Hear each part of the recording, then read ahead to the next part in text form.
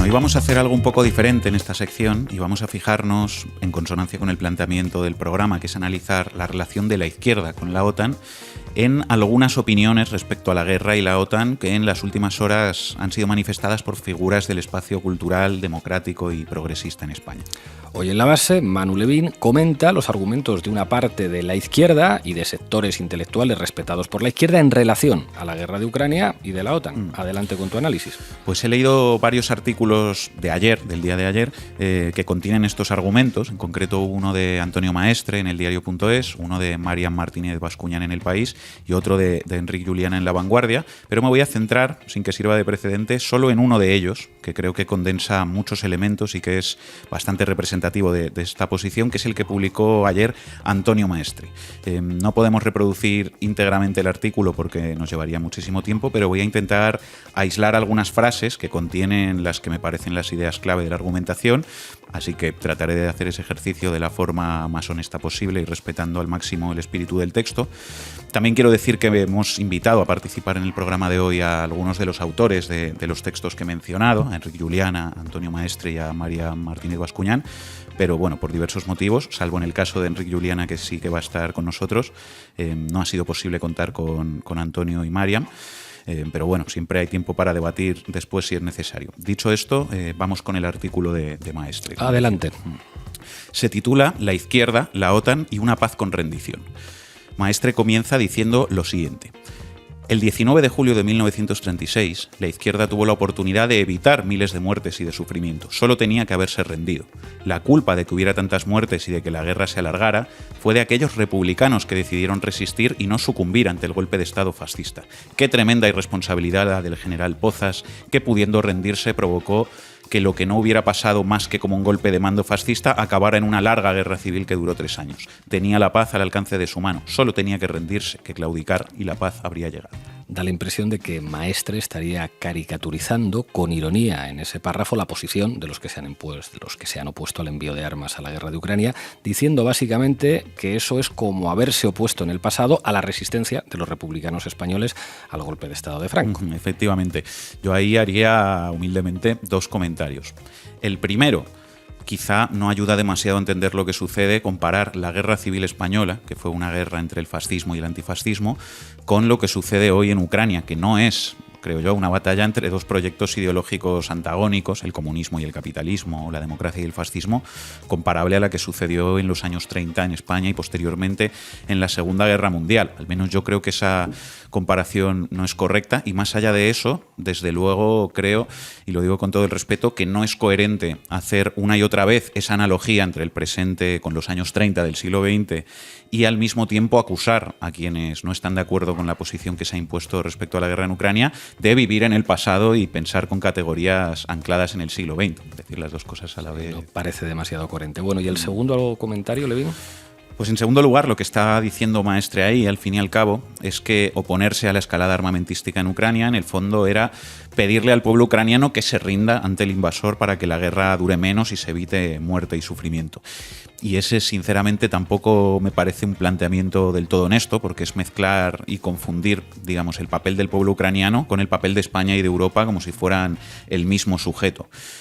Porque lo que se cuestiona en ningún momento es el papel del pueblo ucraniano y su derecho a la resistencia. No creo que nadie esté discutiendo eso. Lo que se cuestiona es cuál debería ser el papel de España y de la Unión Europea. Lo que se cuestiona es si lo mejor que podemos aportar desde España y Europa para lograr la paz en las mejores condiciones para el pueblo ucraniano y para todos los pueblos es enviar armas viejas o si por el contrario es que se hubiera asumido una postura menos de parte beligerante y más centrada en promover un acuerdo de paz. Sobre todo porque ese argumento serviría para que, bueno, se pudiera decir que España tiene que intervenir militarmente en cada conflicto en el que se produzca una situación de injusticia. Es decir, que hay que mandar armas a los palestinos para defenderse de Israel o a enviar armas a los yemeníes para defenderse de los ataques de Arabia Saudí, pero es muy difícil que alguien esté defendiendo en la televisión desde posiciones progresistas eso. Y parece que a la luz de las decisiones que se han tomado y de las declaraciones del jefe de la diplomacia europea, el señor Borrell, da la sensación de que quizá el rol de la Unión Europea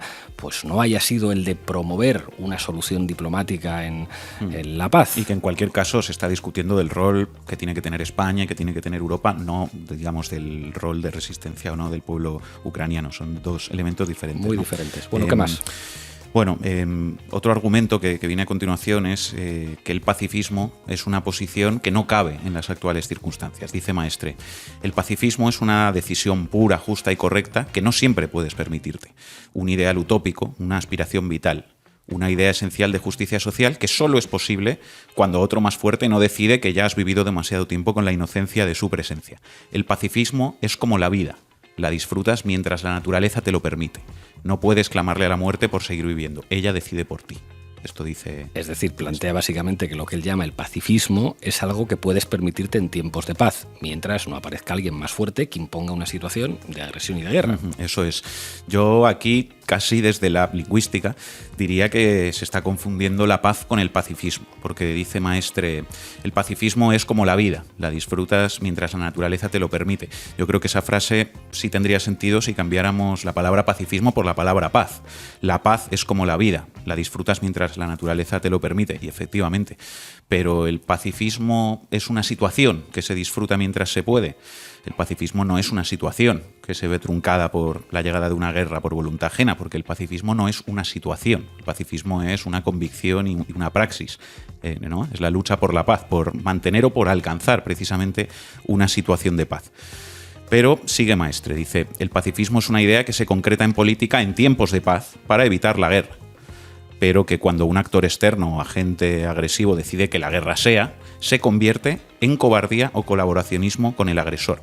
Es decir, el pacifismo, la defensa de la paz, desde esta perspectiva, solo sería posible en tiempos de paz. En tiempos de guerra, dice Maestre, el pacifismo solo es posible como acto de resistencia cuando formas parte del agente agresor. Por ejemplo, la parte de la sociedad civil rusa que se moviliza contra Putin y la invasión de Ucrania porque lo hace desde el país agresor. Lo que pasa es que aquí me parece que otra vez se mezcla en un único sujeto al pueblo ucraniano con España y Europa, es decir, a la parte directamente agredida y al resto de países, como si nuestra posición y nuestro papel se solaparan y fueran el mismo, porque se plantea que no cabe defender la paz en Ucrania, por ejemplo, desde España o desde Francia, cuando la guerra ya ha sido declarada por Putin, y se califica eso nada menos que como colaboracionismo con el agresor. Yo me pregunto si Corbyn o si Mélenchon, por ejemplo, que ha mantenido sin matices una posición de no alineamiento en la guerra en Ucrania, obteniendo además más de un 20% de los votos en Francia, también es un colaboracionista con Putin por defender la paz. O el Papa. ¿Es el Papa de Roma un colaboracionista con Putin? Siguiente argumento.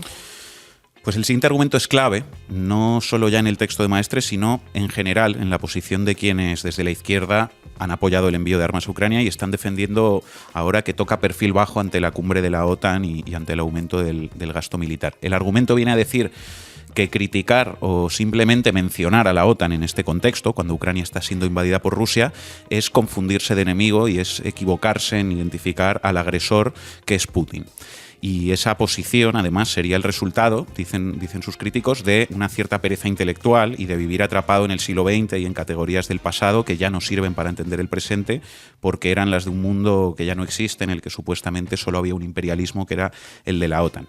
Esa es la idea que contiene este párrafo de Maestre, que os leo a continuación, que cita a Dardot y Laval, y en particular un concepto, antiimperialismo unidireccional, para, cito literal, definir a toda esa izquierda contestataria que tiene problemas para adaptar la realidad a sus prejuicios e ideas prefijadas. Una izquierda estúpida, con capacidad solo para vivir imponiendo su razón sectaria con discursos que buscan la aceptación de los propios sin plantearse contradicciones ni adaptar su discurso a la realidad que conforma la historia del futuro. Un enrocamiento en encontrar ese enemigo identificable durante años, que es la OTAN, y que sirve para enmascarar al que hoy, ahora, en Europa, está provocando el sufrimiento y llega del este.